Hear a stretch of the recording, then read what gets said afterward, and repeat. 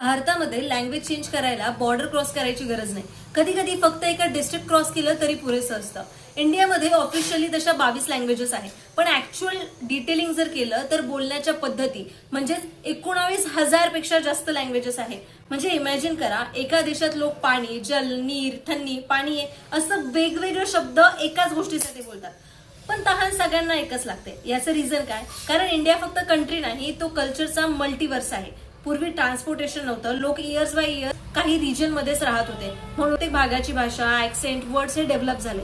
महाराष्ट्रामध्येच बघा ना, म्हणजे सेम आहे, पण पुणेरी, कोल्हापुरी, मालवणी, वराडी आणि प्रत्येक टोन वेगळा. साऊथमध्ये लँग्वेज बदलते, साऊथमध्ये लँग्वेज बदलते, नॉर्थमध्ये ऍक्सेंट बदलतो आणि काही स्टेट्समध्ये तर एका विलेज पासून दुसऱ्या विलेज पर्यंत बोलणंच बदलतं.